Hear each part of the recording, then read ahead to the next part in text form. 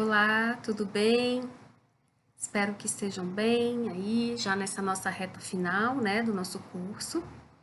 E hoje vamos ter uma aula a respeito de questões e processos incidentais, tá? É um assunto que é um pouco extenso, no sentido de que são 8 questões que nós vamos analisar e ocupa aí cerca de uns 60 artigos no CPP.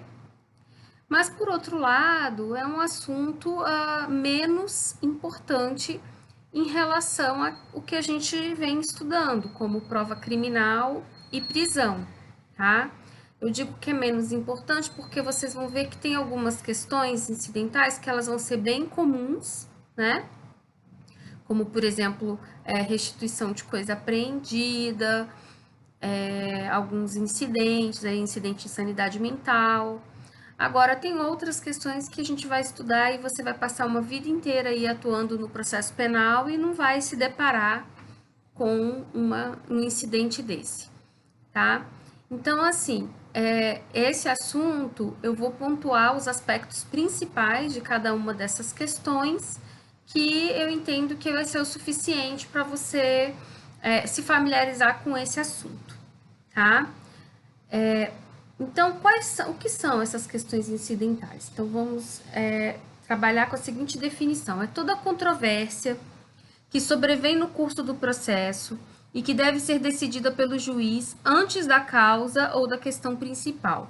Então, uma questão incidental é uma questão que vai surgir, né, durante uma ação penal e vai ser uma questão que tem que ser decidida antes do mérito, ou seja, antes da sentença condenatória ou absolutória, né, antes da sentença, o juiz vai ter que se manifestar a respeito dessa questão. E aí, quais são as 8 espécies de questões e processos incidentes? Então, são 8, vamos lá.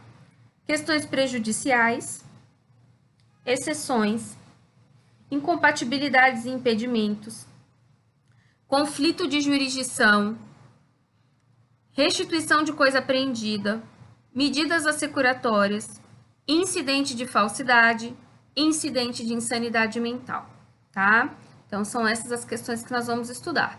E começamos com a primeira, que é a chamada questão prejudicial, tá? Questão prejudicial, o nome já diz, é uma questão que vai ser alegada pela parte e que, se for considerada procedente, ela prejudica o mérito da ação penal, tá? Então, questão prejudicial, porque ela vai prejudicar a análise do mérito.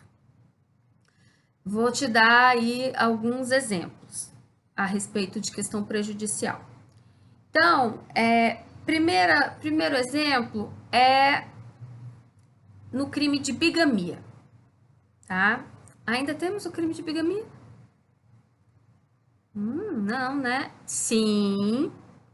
Olha só, foi revogado o crime de adultério, tá? Não temos mais, adultério não é mais crime.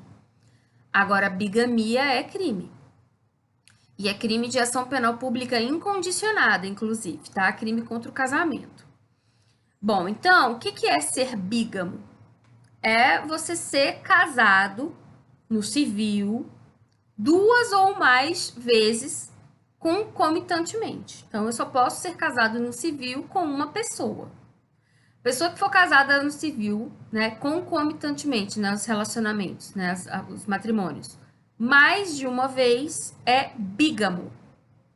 Bom, então imagine que uma pessoa está sendo processada pelo Ministério Público porque foi considerado bígamo, né? E aí ele, na defesa, ele apresenta a seguinte questão: o meu primeiro casamento é nulo.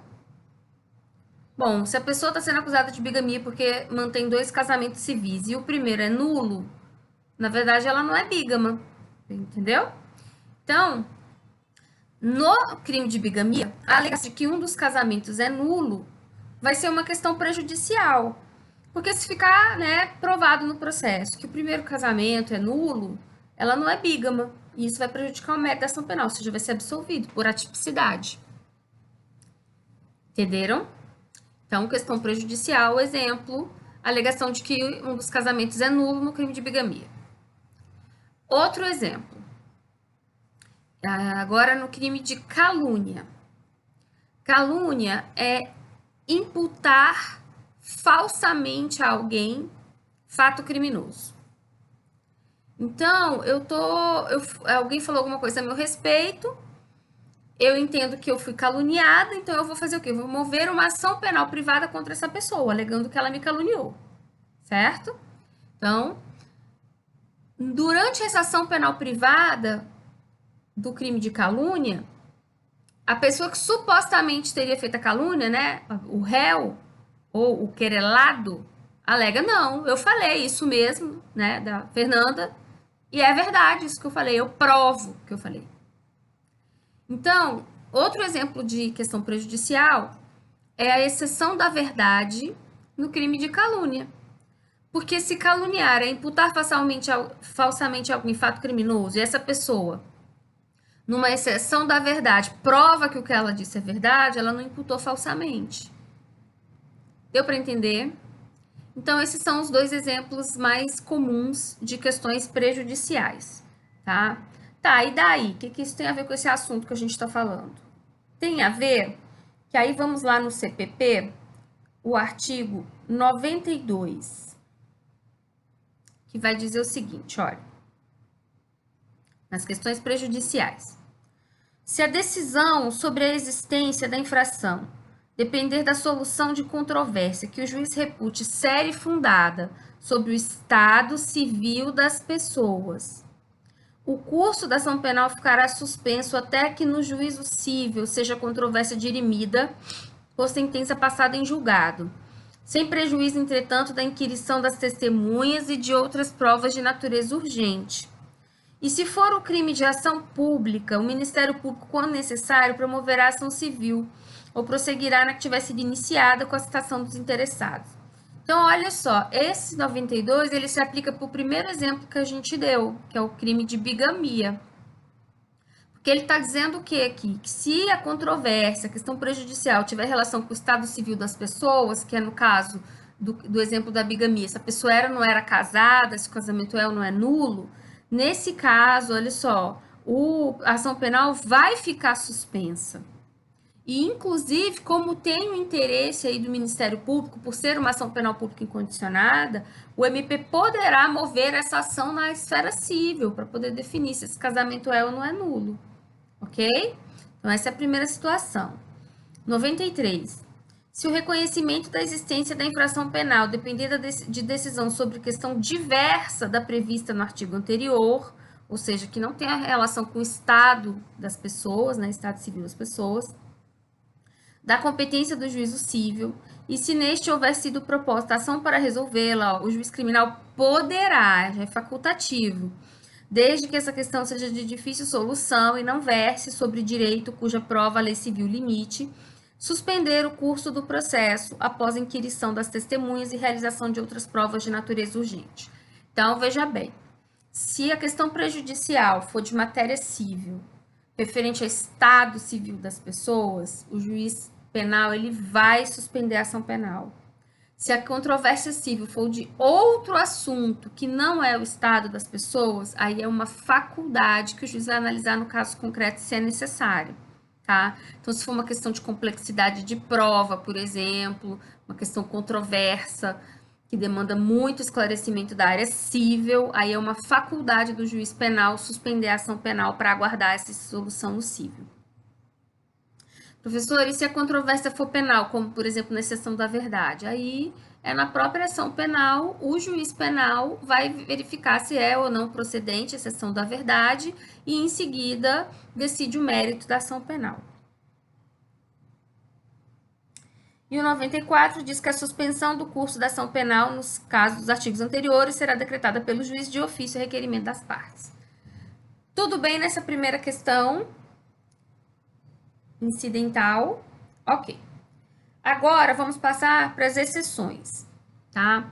E aí eu coloquei para vocês no roteiro bem explicadinho as exceções. Temos duas espécies de exceções. Vamos ver aí, ó. As peremptórias, e o nome, ó, peremptória, a gente lembra daquela instituto da perempção. Você lembra que a gente estudou na ação penal privada? Pois é no sentido de extinguir, né? Então, peremptórias, exceções peremptórias, quando acolhidas, elas vão pôr termo à causa, extinguindo o processo. Então, se for alegada uma exceção peremptória, ela for procedente, ela extingue o processo. Exemplo, coisa julgada e litispendência.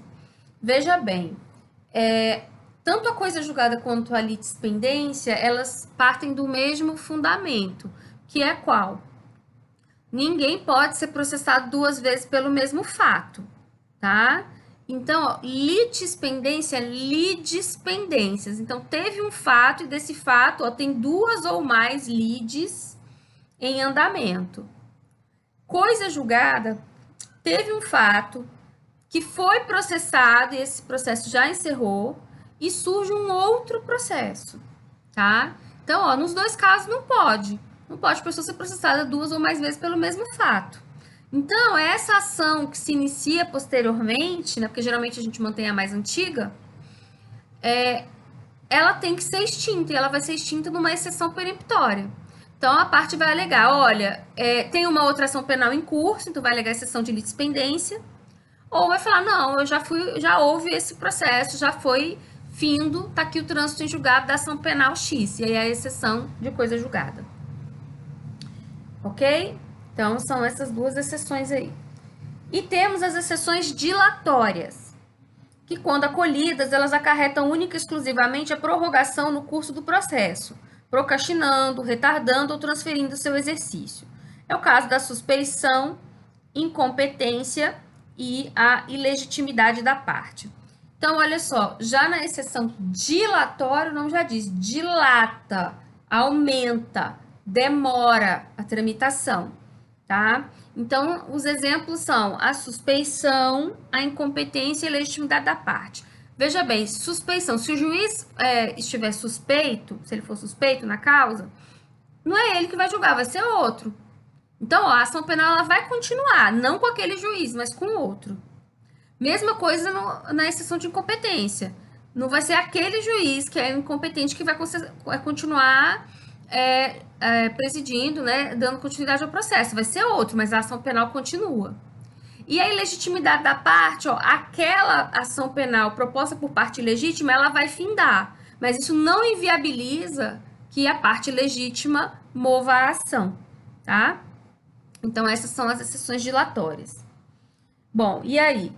E aí que as hipóteses de suspeição e o impedimento também, né? A gente já estudou quando estudou os sujeitos processuais, você lembra? Pois é. As hipóteses de suspeição estão lá no artigo 254 e é aquela questão de amizade, inimizade, são aquelas situações que têm um caráter mais subjetivo, tá bem? E aí depois você retoma, relembra lá no 254. Vamos ver a tramitação dessa exceção, porque tem vários detalhezinhos aí, a partir do artigo 96. Então, vamos lá, 96. Então, nas exceções ele fala, 95, poderão ser opostas as exceções de suspeição, incompetência do juízo, litispendência, legitimidade da parte, coisa julgada. Ok, já falamos um pouquinho de cada. A arguição de suspeição precederá qualquer outra, salvo quando fundada em motivo superveniente. Então, se você sabe que o juiz é suspeito, você tem que falar logo. Tem que ficar guardando, né, essa carta na manga, tá? Até porque se ficar caracterizado que você já sabia, não alegou, essa exceção não vai ser considerada procedente. Isso é para evitar que as partes fiquem guardando esse tipo de informação para usar só se achar que deve, entendeu? Então tem que alegar na primeira oportunidade que você tomar conhecimento. O juiz que espontaneamente afirmar suspeição deverá fazê-lo por escrito, declarando o motivo legal e remeterá imediatamente o processo a seu substituto, intimadas as partes. Então, a gente já tinha comentado, todos os juízes, eles já têm um substituto pré-estabelecido. Ah, mas só tem um juiz na comarca. Geralmente, o juiz da comarca próxima ou substitui esse, substitui aquele, tá? Então, as leis de organização judiciária já têm isso tudo bem definido. E não tem problema, o juiz pode estar suspeito, isso acontece, né? As relações, né, em sociedade, elas existem. E o que tem que acontecer é que o juiz, verificando que aquele processo é, por exemplo, de um amigo dele, ele vai encaminhar o processo para o substituto legal. Quando qualquer das partes pretender recusar o juiz, deverá fazê-lo em petição, assinada por ela própria ou por procurador com poderes especiais. Então, estou vendo alguns requisitos aí para essa exceção ser arguída. Aduzindo as suas razões acompanhadas de prova documental ou rol de testemunhas, porque às vezes não tem prova documental, mas as pessoas sabem, por exemplo, da amizade ou inimizade daquele juiz com alguma das partes. Se reconhecer a suspeição, o juiz sustará a marcha do processo, mandará juntar aos autos a petição do recusante com os documentos que o instruam e, por despacho, se declarará suspeito, ordenando a remessa dos autos ao substituto. Então, veja bem, o juiz ele deve se declarar de ofício. Se ele não fizer e a parte alegar e ele reconhecer, não tem problema, manda para o substituto e segue a vida.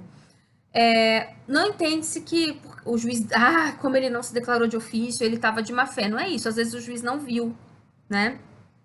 É muito processo, às vezes os processos são muito grandes, muito extensos, pode ser que o juiz não tenha verificado que naquela situação ele tinha uma suspeição.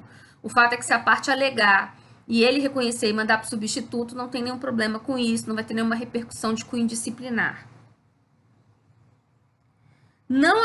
Artigo 100. Não aceitando a suspeição, o juiz mandará autuar em apartado a petição, dará sua resposta dentro de 3 dias, podendo instruí-la e oferecer testemunhas, e em seguida determinará sejam os autos da exceção remetidos dentro de 24 horas ao juiz ou tribunal a quem competir o julgamento.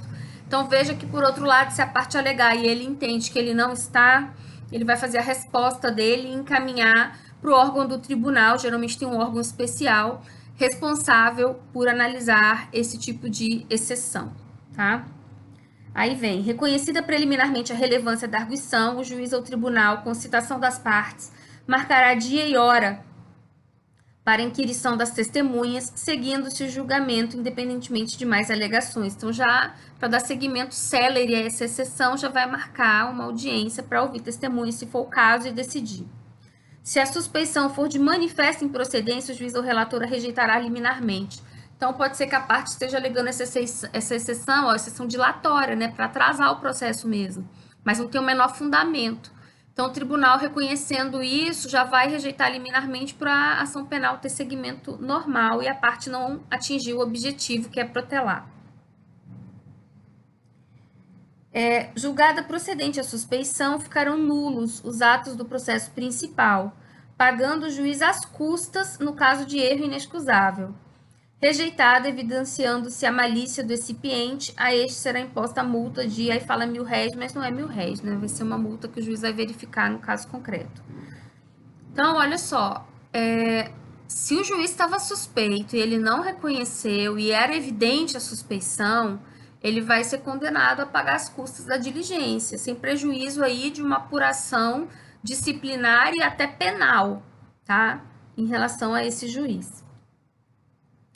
Quando a parte contrária reconhecer a procedência da arguição, poderá ser sustado a seu requerimento o processo principal, até que se julgue o incidente da suspeição. Então, isso aí, quando a outra parte está vendo, realmente, se o juiz está suspeito, não vai dar para dar seguimento, para evitar aí atos que serão praticados e que depois serão considerados nulos. Aí o 103 não é mais isso aqui, né? Porque não tem mais a competência do STF, está na Constituição. 105. As partes poderão também arguir de suspeitos os peritos, os intérpretes e os serventuários ou funcionários da Justiça, decidindo o juiz de plano e sem recurso à vista da matéria alegada e da prova imediata. Então, pode ser feita essa alegação em relação aos serventuários, né, aos peritos, e caberá ao juiz verificar no caso concreto se isso procede ou não. Procedendo, vai encaminhar para que outro servidor, outro perito faça o ato a ser praticado. A suspeição dos jurados deverá ser arguída oralmente, decidindo de plano do presidente do tribunal do júri, que a rejeitará se negada pelo recusado não for imediatamente comprovado que tudo constará da ata. Então, quando os jurados são sorteados no início da sessão, é o momento de fazer essa alegação, né? E aí tem que ser esclarecida ali naquele momento para ver se aquele jurado pode ou não participar da sessão plenária. Não se poderá opor suspeição às autoridades policiais nos atos do inquérito, mas deverão elas declarar-se suspeitas quando ocorrer motivo legal. Pois é, então, no caso de delegado, agente de polícia, cabe a eles, assim como na verdade cabe a todo servidor público, abster-se de atuar em processo que tenha algum tipo de interesse, né? Então, esse é uma conduta ética que se espera de um agente público, tá bem? Ok. 108. A exceção de incompetência do juízo poderá ser oposta verbalmente ou por escrito no prazo de defesa. Se ouvido o Ministério Público for aceita declinatório, o feito será remetido ao juízo competente, onde ratificados atos anteriores, o processo prosseguirá. Então, a gente já estudou competência, vocês lembram da complexidade que é, muitas vezes, identificar qual é o juízo competente. E aí, essa exceção, normalmente vai ser proposta pela defesa na resposta à acusação. Por quê? Porque subentende-se que o MP ofereceu denúncia perante o juiz, que ele entende que é o competente. Mas o Ministério Público concordando também, o juiz encaminha para a autoridade que o seja. 109. Se em qualquer fase do processo o juiz reconhecer motivo que o torne incompetente, declará-lo-á nos autos, haja ou não alegação da parte, prosseguintes da forma do artigo anterior. Então, pode ser que essa incompetência ela surja, né, a partir de informações, né, de provas produzidas no processo, e aí o juiz deve tomar esse procedimento. Nas exceções de litispendência e legitimidade de parte, coisa julgada, será observado o que lhes for aplicável à exceção de incompetência do juízo. E o 111, as exceções serão processadas em autos apartados e não suspenderão, em regra, o andamento da ação penal. Tranquilo? Então tá, só seguir aí essa parte. Seguindo agora no roteiro,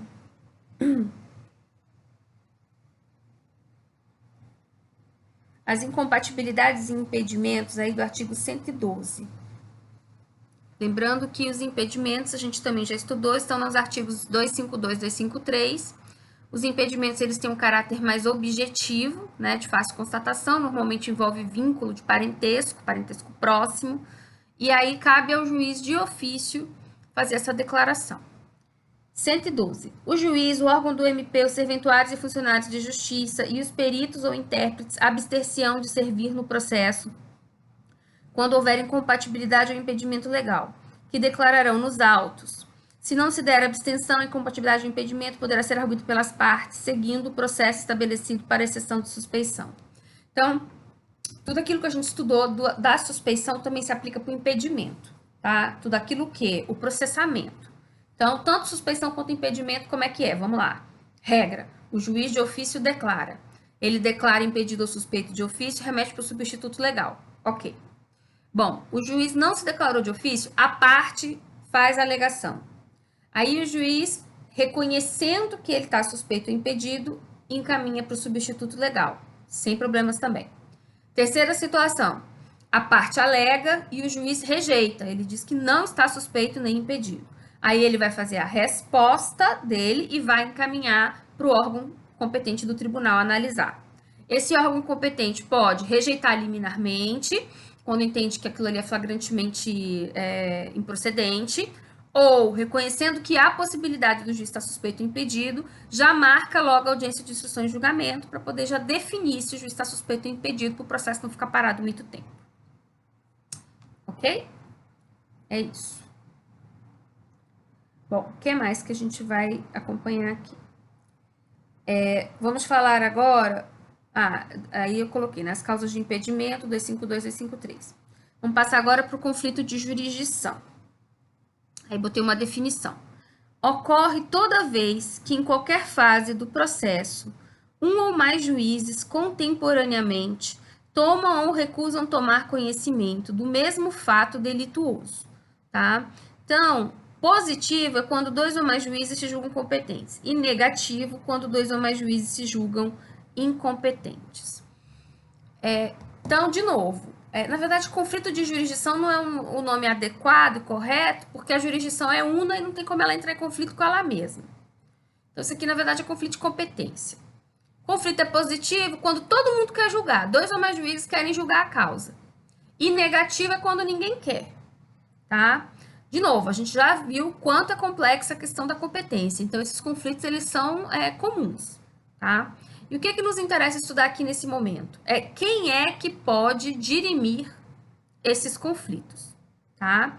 E para a gente saber quem vai dirimir o conflito, temos que verificar a Constituição.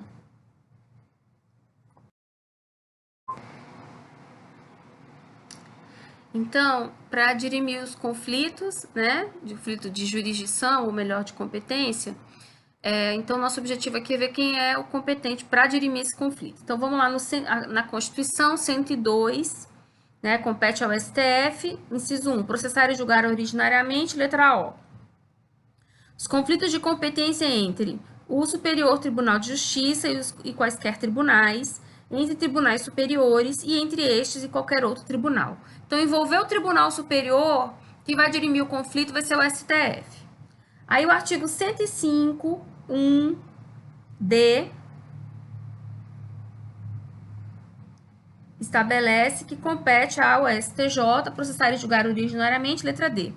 Os conflitos de competência entre quaisquer tribunais, ressalvado o disposto no artigo 102, que a gente acabou de falar, bem como entre tribunal e juízes a ele não vinculados e entre juízes vinculados a tribunais diversos. Então, entre juízes de tribunais diferentes, STJ. Além disso, temos duas súmulas interessantes a esse respeito, que é a súmula 3 do STJ, que diz: compete ao TRF dirimir conflito de competência verificado na respectiva região entre juiz federal e juiz estadual investido de jurisdição federal. Então, olha só, não sei se você sabe, mas alguns juízes estaduais, eles têm competência em matéria federal, tá? Isso é estabelecido por lei. Não são todos os juízes estaduais, obviamente, mas apenas alguns juízes de determinadas regiões que não têm ali uma vara federal instalada. Então, normalmente é assim. Então, se esse juiz estadual com competência federal entrar em conflito com o juiz federal, o TRF daquela região é que vai dirimir o conflito.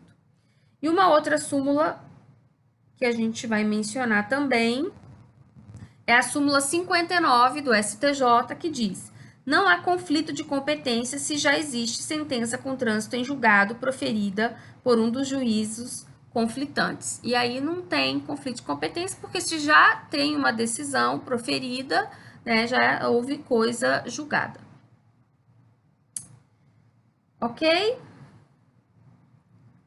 Bom, seguindo aí o roteiro, então, vamos falar agora a respeito de restituição de coisa apreendida, tá? Então, eu botei para vocês aí, ó. Em princípio, todos os objetos podem ser restituídos, né? Tá, então vamos lá. Muitas coisas, elas são apreendidas durante a investigação e o processo criminal, tá? Então, a gente já sabe que o procedimento da polícia ficou sabendo da prática do crime, vai até o local, isola, até a chegada dos peritos criminais. Aí os peritos chegam, e começam a localizar os vestígios deixados pelo crime, e aí vão apreender esses objetos para serem submetidos à perícia. A gente até estudou aquele novo instituto que é a cadeia probatória. Então, o que mais? Desses objetos que são apreendidos e periciados, depois da perícia, a regra é que tudo que foi apreendido e periciado poderá ser restituído. Essa é a regra. Agora vamos lá, exceção. Você não concorda que tem coisas que nunca na vida poderão ser restituídas? Claro, né? Aquelas coisas, aqueles objetos que o porte por si só, né, a guarda por si só é fato criminoso, não poderão jamais ser restituídas, que é o caso das drogas, né, dos objetos utilizados para falsificação de objetos de dinheiro, de documentos, são as armas, né, de uso restrito ou armas que a pessoa não tem autorização para poder portar. Então, assim, aqueles objetos cujo porte por si só já é fato criminoso, elas não poderão ser restituídas. Então, essa é a exceção. Agora, tirando esses que nunca poderão ser restituídos, ainda tem uma exceção da exceção, que é se esses objetos que foram apreendidos pertencerem a um terceiro de boa-fé que tem autorização, aí, obviamente, o terceiro de boa-fé poderá fazer o pedido de restituição. Então, o exemplo que a doutrina sempre traz exatamente é da droga. A droga foi apreendida com o traficante, não vai poder ser devolvida para o traficante. Agora, se identificar que aquela substância entorpecente, ela originariamente pertencia, por exemplo, a um laboratório que tem autorização para ter aquela substância, o laboratório poderá pedir a sua restituição. Tá? Então, é essa a situação. Agora, veja bem. Tiramos os que não poderão ser restituídos, agora vamos para os objetos que poderão ser restituídos. Gente, os objetos depois de periciados poderão ser restituídos imediatamente? Depende. Depende se eles ainda são necessários ao esclarecimento do fato. Então, objetos que forem necessários para o esclarecimento do fato, eles vão ficar vinculados ao processo até o trânsito em julgado da sentença penal condenatória ou, né, absolutória. Então, até o trânsito em julgado, eles ficam vinculados ao processo.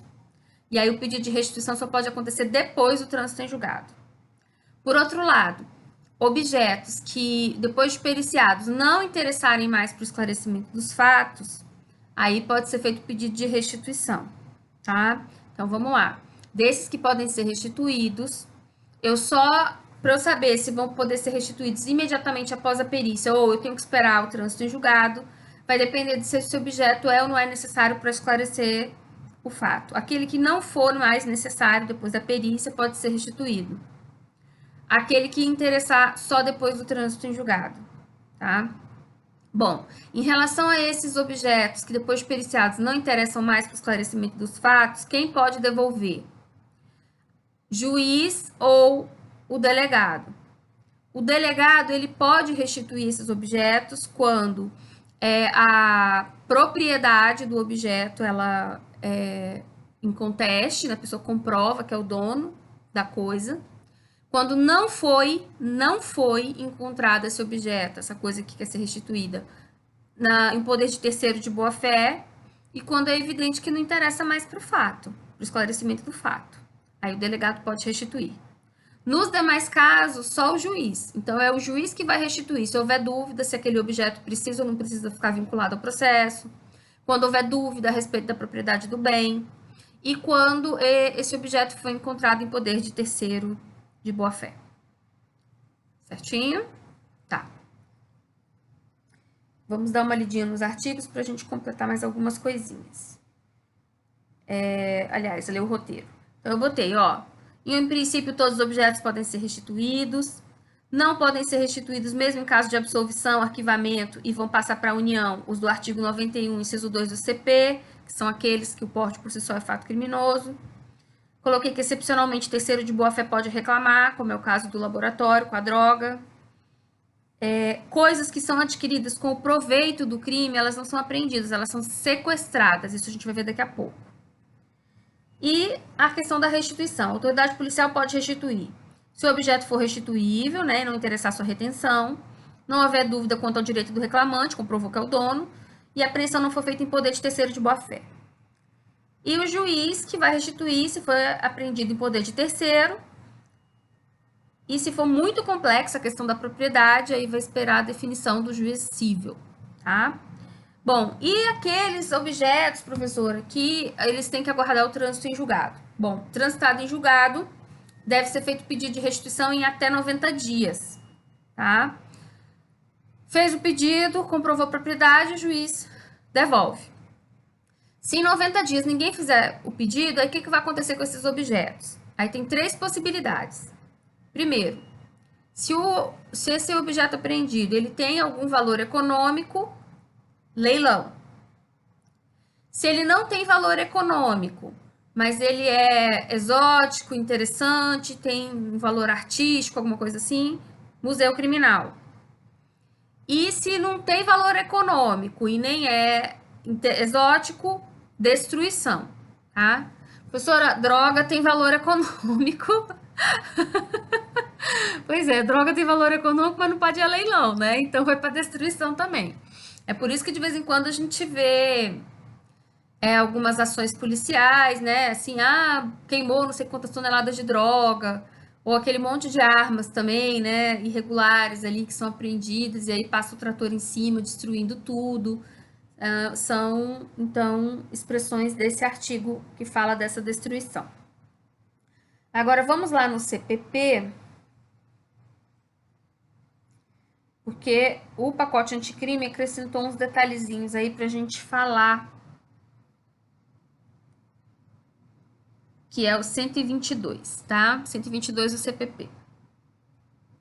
Sem prejuízo do disposto no artigo 120, que é o que ele fala de a questão da restituição e etc.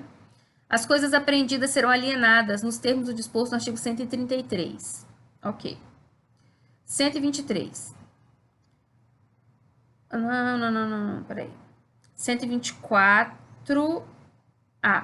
Na hipótese de decretação de perdimento de obras de arte ou de outros bens de relevante valor cultural ou artístico, se o crime não tiver vítima determinada, poderá ser destinado a destinação dos bens a museus públicos, tá? Então, essas situações que são apreendidas, né, aqueles quadros lindos e maravilhosos, esculturas, etc., e não se identifica quem é o dono. E aí vai para um museu de arte mesmo, né, um museu público, e não seria especificamente um museu criminal, que é o que eu tinha falado, que originariamente as coisas apreendidas exóticas vão para lá. Tá? Então, tem esse artigo novinho aí. O 133 a gente já vai ler daqui a pouquinho.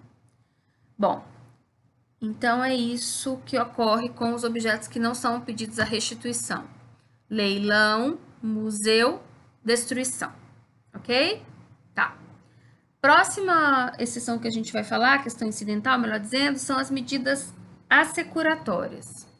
Olha, o CPP chama de medidas assecuratórias medidas que tenham por objetivo assegurar a futura reparação do dano causado pelo crime ou garantir a efetividade da sentença, que é a restituição, né, daquele bem, do proveito do crime para a vítima. Então, é interessante porque, por exemplo, quando a gente falou de busca e apreensão, né, que é um meio de prova, de acordo com a sistemática do CPP, eu comentei com vocês que a doutrina diz que a busca e apreensão ela é uma medida securatória. Ela é uma medida cautelatória. Agora, a sistemática do CPP não foi essa. Ele chamou de medida securatória tudo que tiver, por fim, proteger patrimônio, tá? Patrimônio da vítima ou de futura reparação do dano da vítima, tá? Então, essa diferençazinha aí. E quais são as medidas assecuratórias trazidas pelo CPP? É o arresto, o sequestro e a hipoteca legal. Bom, eu costumo fazer a seguinte analogia para eu, né, analogia não, como é que fala quando você correlação para diferenciar o arresto do sequestro. Sequestro me lembra crime, né? Então, olha só, o sequestro incide no proveito do crime, naquilo que o réu obteve de lucro com a prática criminosa, de lucro no sentido de proveito, tá? Então, serão sequestrados os bens que são o proveito do crime. Então, o pressuposto do sequestro é a origem ilícita da coisa, ok? Diferente do arresto.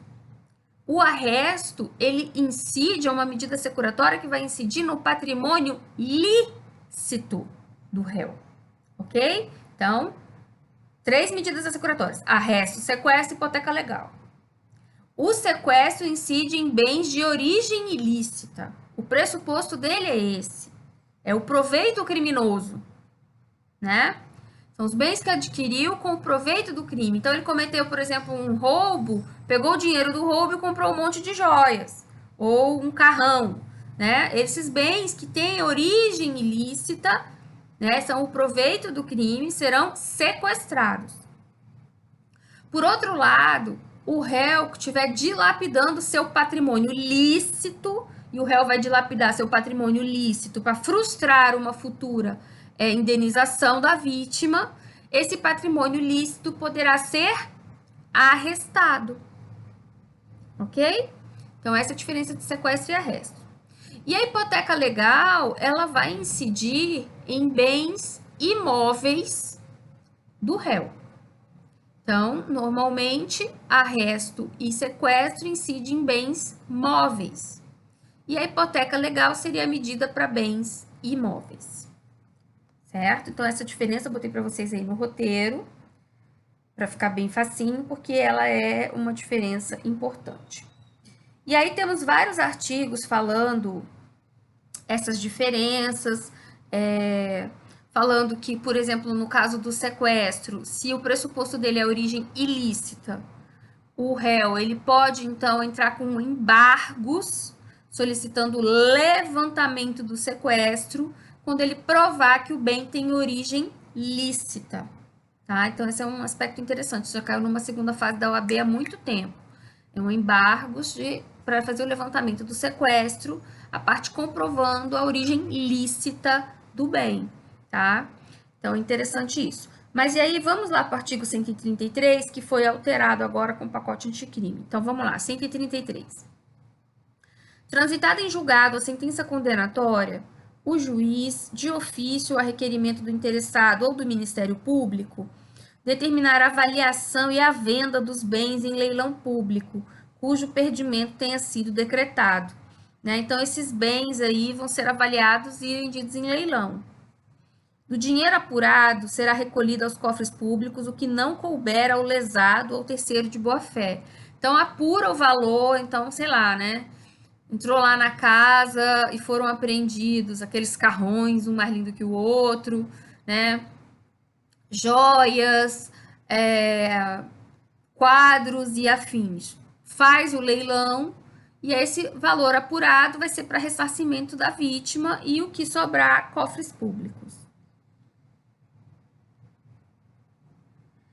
O valor apurado deverá ser recolhido ao Fundo Penitenciário Nacional, exceto se houver previsão diversa em lei especial.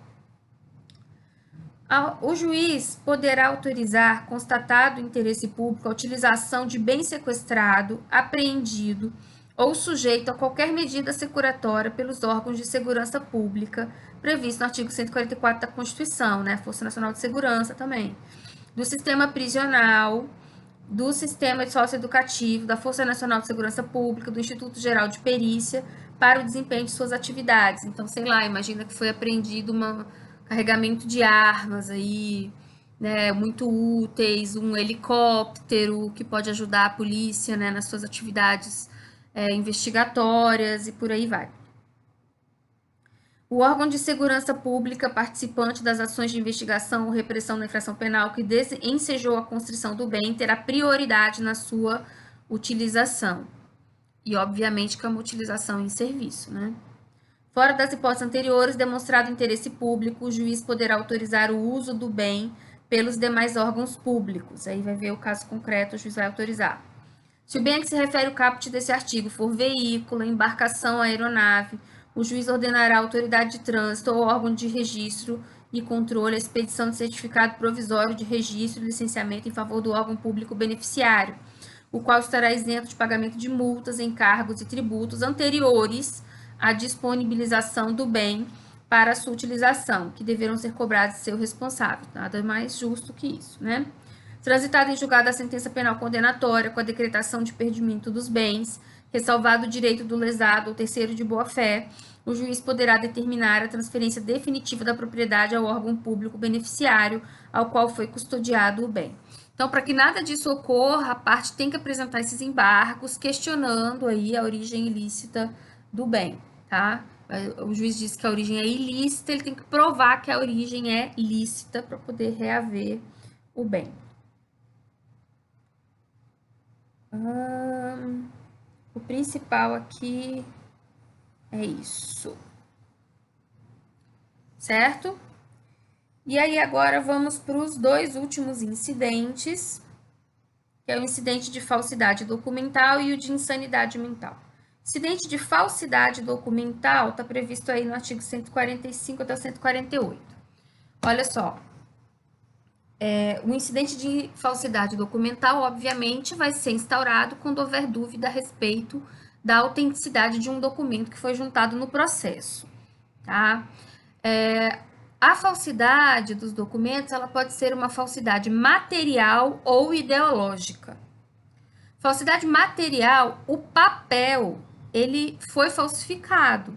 Então, por exemplo, eu entrei na internet, vi o modelinho de uma certidão original, copiei a assinatura, copiei o timbre, então eu forjei o papel inteiro. Isso é falsidade material. Falsidade ideológica, o documento em si,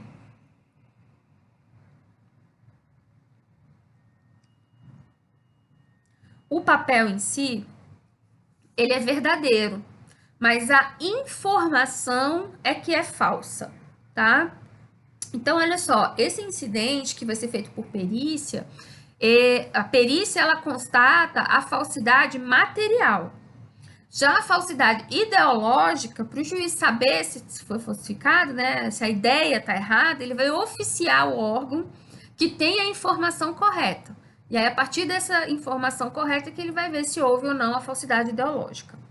Ok? O que tem de importante nesse incidente aqui para a gente guardar? 145. Arguida por escrito a falsidade de documento constante dos autos, o juiz observará o seguinte processo. 1. Mandará autuar em apartado a impugnação e, em seguida, ouvirá a parte contrária, que no prazo de 48 horas oferecerá resposta. Assinará o prazo de 3 dias sucessivamente a cada uma das partes para a prova de suas alegações. Conclusos os autos, poderá ordenar as diligências que entender necessárias.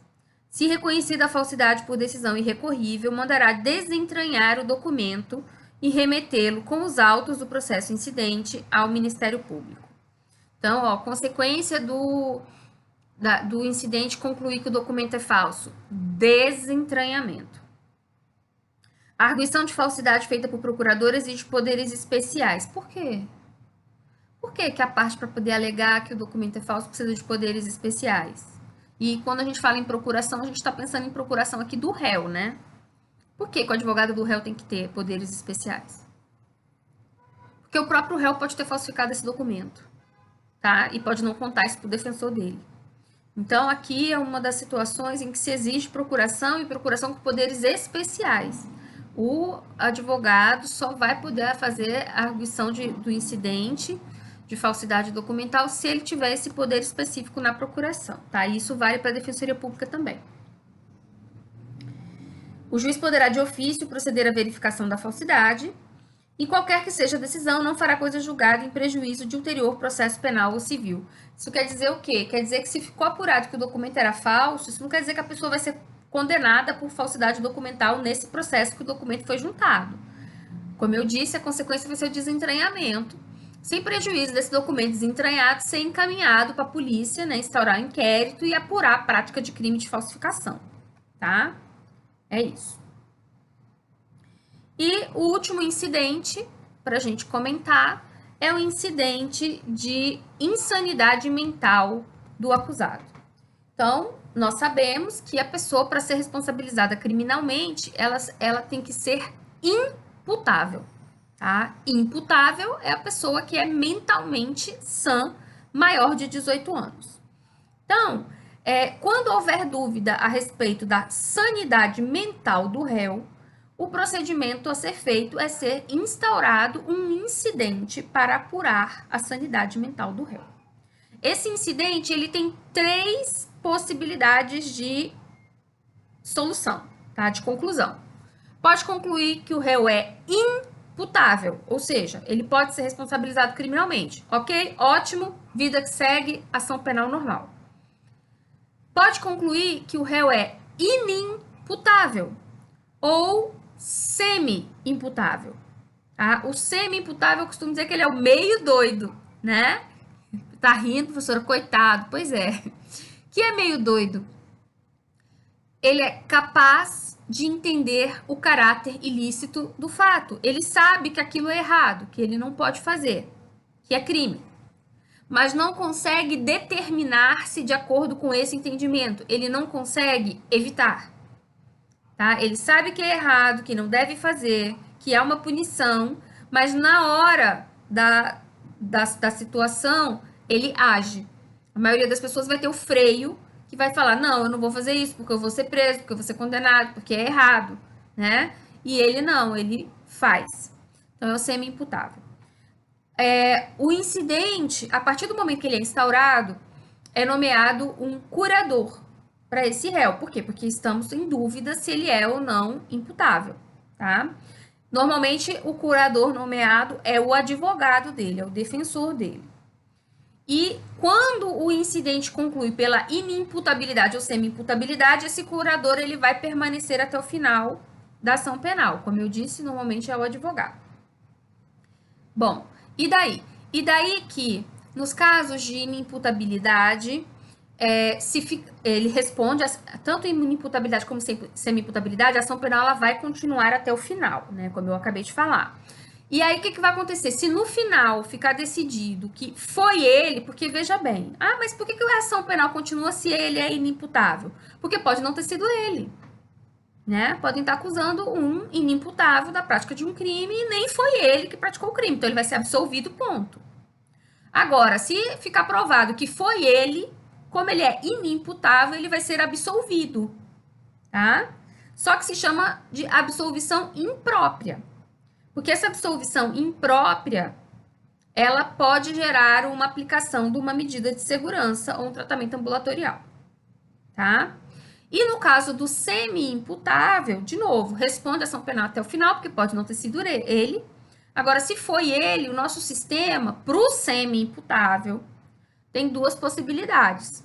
A possibilidade de redução de pena ou do tratamento ambulatorial ou medida de segurança. Qual dos dois, professor? Isso depende. Depende das circunstâncias do fato, crime praticado, se foi com ou não violência, e o resultado do incidente, sinalizando se ele é uma pessoa perigosa, se vai reiterar naquela conduta criminosa ou não. É esse tipo de indicativo que o juiz utiliza para saber na semi-imputabilidade se ele vai aplicar a medida de segurança ou se ele vai reduzir a pena. Quando as pessoas alegam, né, inimputabilidade, loucura no processo penal, elas estão atrás de uma semi-imputabilidade com redução de pena. É isso que as pessoas querem, né? E aí, se vão conseguir ou não, depende do laudo e das circunstâncias fáticas. Bom? Ok. E aí, o que nos interessa aqui do ponto de vista do incidente, né? Então, vamos ler lá, 149. Quando houver dúvida sobre a integridade mental do acusado, o juiz ordenará de ofício o requerimento do MP, do defensor, do curador, do ascendente, descendente, irmão ou cônjuge do acusado, seja este submetido a exame médico legal. O exame poderá ser ordenado ainda na fase do inquérito, mediante representação da autoridade policial ou ao juiz competente. Então, você vê que para adiantar, o delegado já comunica o juiz, o oficial de justiça comunica o juiz para já instaurar logo. O juiz nomeará curador ao acusado quando determinar o exame, ficando suspenso o processo, seja iniciada a ação penal, salvo quanto às diligências que possam ser prejudicadas pelo adiamento. Para o efeito do exame, o acusado, se estiver preso, será internado em manicômio judiciário, onde houver, ou se solto, e o requererem os peritos em estabelecimento adequado que o juiz designar. O exame não durará mais de 45 dias, salvo se os peritos demonstrarem a necessidade de maior prazo. Se não houver prejuízo para a marcha do processo, o juiz poderá autorizar, sejam os autos entregues aos peritos para facilitar o exame.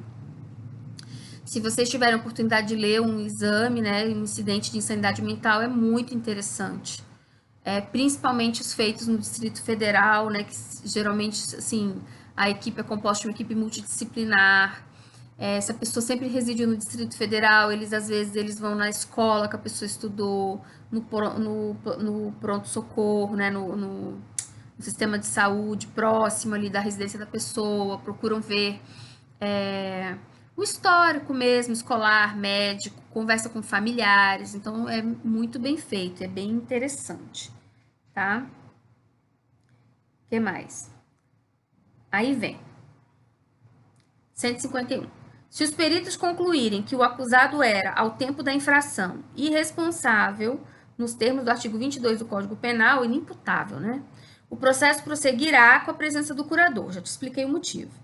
Se verificar que a doença mental sobreveio à infração, o processo continuará suspenso até que o acusado se restabeleça, observado o parágrafo 2º do 149, que é fazer as diligências. Tá, professora, eu não entendi isso, deixa eu te explicar. A pessoa, ela só pode responder a ação penal se estiver nas mesmas condições mentais que estava no momento do fato criminoso. Então, se o perito conclui que ela é doida, que ela estava, né, perturbada mentalmente, doida é feio, né? Perturbada mentalmente no momento do fato criminoso, essa é a condição mental dela durante a ação penal, ok. Agora, se ela não era mentalmente perturbada no momento do fato criminoso e fica depois, é por isso que o processo fica suspenso, porque ela não vai ter condições de colaborar com a defesa, tá? Mais ou menos a lógica é essa. Ah, pessoal, mas isso é um absurdo. Calma, que essa é uma situação muito excepcional. O perito vai ter que atestar isso. E os casos que eu já vi isso acontecer são situações assim, que depois a pessoa tem um surto psicótico e fica doida mesmo, tá? Internada, camisa de força. Ou, situação que eu já vi acontecer mais de uma vez, ela sofre um acidente e fica em coma. Ou fica com uma lesão cerebral que não sabe nem o que está acontecendo, tá? Então, isso aí é para esse tipo de situação, em que a pessoa realmente não tem mais a menor discernimento da realidade dos fatos. E aí muitos vão falar, ah, mas ela tinha que ficar presa porque foi ela. A gente não sabe se foi ela, porque afinal é inocente, né? Ainda é antes do trânsito em julgado. Mas o fato é que nesses casos a vida se encarregou de punir a pessoa, você não acha? Discorda? Ok, mas é o que está previsto na lei. O juiz poderá, nesse caso, ordenar a internação do acusado em manicômio judiciário ou outro estabelecimento adequado, e o processo retomará o seu curso desde que se restabeleça o acusado, ficando-lhe assegurada a faculdade de reinquirir as testemunhas que houverem prestado depoimento sem a sua presença. O incidente de insanidade mental processar-se-á em auto apartado, que só depois da apresentação do laudo será apenso ao processo principal. E se a insanidade mental sobrevier no curso da execução penal, aplica-se o artigo 682, que é o juiz da execução penal que vai decidir. Ok? Para a gente finalizar essa questão do incidente, atuei em alguns casos interessantes. Primeiro, teve um caso lamentável, né, no Distrito Federal, que foi um membro do Ministério Público, né, uma promotora de justiça, que estava tendo aula de como fingir que é doida para poder conseguir a redução de pena que eu comentei no processo que ela estava respondendo. E aí fizeram uma busca domiciliar na casa dela e acharam as fitas de um psiquiatra ensinando ela como tentar enganar a equipe, né, de peritos do tribunal e tal. Então, obviamente que não conseguiu, né? Mas aí você veja a criatividade humana e como os peritos têm que ser técnicos para evitar esse tipo de situação. Então, teve esse fato lamentável aí no Distrito Federal. Um caso que eu atuei, não lembro o nome da ré, mas lembro do apelido, quer saber? Chamar o apelido dela, já deve estar falecida, porque tem muito tempo isso, muitos anos. Eu era, assim, recém-formada. Chamava Sucuri, tá? Sucuri era dessas mulheres que vivem na rua, assim, né? Uma mendiga, vivia na rua, morava, né? Costumava dormir debaixo da ponte do Bragueto. E chamava Sucuri porque realmente ela era bem agressiva. Tinha várias passagens por lesão corporal e tentativa de homicídio e etc. Ela tinha uma perturbação mental. Mas aí, nesse caso específico que eu e meu pai atuamos para defendê-la, foi uma noite muito fria e ela estava embaixo da ponte, né? Muito frio embaixo da ponte, você imagina. E ela estava com o cobertor, e aí outros dois mendigos chegaram para tentar arrancar o cobertor dela. E aí ela, né, para defender o cobertor dela, que ela precisava, que senão ia morrer de frio, ela quebrou uma garrafa e enfiou na garganta de um deles, né, que aí veio a óbito, e aí o outro saiu correndo. E aí então a gente fez a defesa dela nesse caso, e ela foi absolvida por legítima defesa nesse caso. mas era uma pessoa extremamente violenta e com várias passagens. Mas, como eu falei, não é por ser inimputável e por ter outros envolvimentos criminais que ela não vai ter direito ao devido processo legal. E nesse caso, o júri entendeu pela absolvição, porque realmente foi legítima defesa, né? Eles estavam ali tentando arrancar o cobertor dela e talvez até fazer algum outro mal para ela. Não lembro bem dos detalhes do caso, não, porque já tem, assim, 2 décadas, eu acho. E um outro caso, isso foi quando eu era recém-formada também, o juiz me nomeou para fazer a defesa de um rapaz e ninguém queria defender o rapaz, né? Então aí ninguém queria, o juiz me nomeou. E eu fazia parte da assistência judiciária gratuita do Conselho Penitenciário. E foi um caso que teve uma comoção muito grande, porque a notícia que saiu na televisão foi: filho mata a mãe dormindo e enterra no quintal. Tá? Então, assim, esse tipo de notícia que a gente vê e fala, credo, que horror, que é o diabo, é a própria, né, demo em pessoa e tal. E, na verdade, não é bem assim, né? Essas notícias, assim, quando a gente vai ver, tem um detalhe aí que a gente não sabe. E aí eu fiquei sabendo, porque, obviamente, atuei no processo. Então, esse rapaz, foi isso que aconteceu, ele brigou com a mãe, e aí ele foi dormir, e ela dormiu, aí ele levantou, viu ela dormindo e matou e enterrou no quintal. O que a notícia não contou foi que ele tinha um problema mental, e aí no incidente, como eu falei, a equipe do Distrito Federal, ela é muito, né, faz um trabalho muito bem feito. Nesse caso, eles foram atrás dos prontuários médicos do rapaz e encontraram também o prontuário médico da mãe. E aí descobriram que o rapaz e a mãe, eles tinham a mesma enfermidade mental. E para vocês terem ideia, no prontuário da mãe estava escrito assim, ó, com 15 anos, né, esse prontuário. A mãe tinha 15 anos. O médico escreveu: precisa ser esterilizada, extremamente perigosa, violenta. O médico escreveu porque naquela época, né, podia se escrever essas coisas, falar essas coisas. Hoje em dia isso não é adequado, não é o certo, não estou entrando nesse método. Eu estou falando que na época o médico escreveu isso. Então já sinalizou que era uma pessoa que realmente tinha uma enfermidade, tinha uma agressividade, uma violência e que o Estado deveria cuidar dela, só que o Estado não cuidou. E aí o que aconteceu? Essa mãe ela teve 2 filhos, esse rapaz que a matou e uma menina. Gente, o depoimento dessa moça no júri, todo mundo chorou. Todo mundo chorou. O que a menina disse? A menina disse que desde muito pequena ela viu que tinha um problema muito sério na casa dela, porque a mãe do nada quebrava a casa inteira, o irmão, quando cresceu um pouco mais, brigava com a mãe, aí os dois quebravam tudo dentro da casa e ela simplesmente não sabia o que estava acontecendo. Eles não tinham família, não tinham amigos, ninguém interferia. Ela disse que chegou a pedir ajuda na escola, mas que não aconteceu nada, ninguém ajudou, acho que não tinha um conselho tutelar atuante à época. E o fato é que ela disse que ela viveu o inferno na vida dela, até que quando ela virou mocinha, palavras dela, engravidei do primeiro que passou na rua e que disse que me tiraria de casa, né? E aí é isso. E aí lá no julgamento, no final, ela abraçou o irmão, falou que sabia que ele era uma pessoa doente, que ela ia continuar visitando ele, acompanhando e tal. Então, o que eu tô te dizendo? Ah, a mãe era doente, então ela merecia morrer. Gente, pelo amor de Deus, não é isso que eu estou te falando. O que eu estou te falando é que assim, tem algumas enfermidades mentais que precisam de um acompanhamento próximo. E se a pessoa não tem família para dar esse suporte, o Estado tem que dar. Porque o que aconteceu com essa família? A mãe tinha uma doença mental, não foi cuidada, ela teve filhos, os filhos não foram cuidados.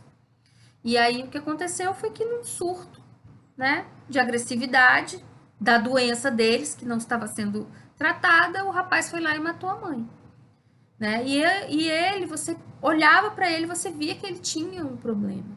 Né? Então, realmente, situações assim muito delicadas e muito tristes. Então, quando tem essas notícias assim muito aberrantes, esses crimes muito aberrantes, muitas vezes o que está por trás é uma enfermidade mental que não foi tratada, que não foi diagnosticada, é uma família aí que não foi protegida, né? Então, é isso. encerramos o nosso conteúdo, tá? Muito obrigada.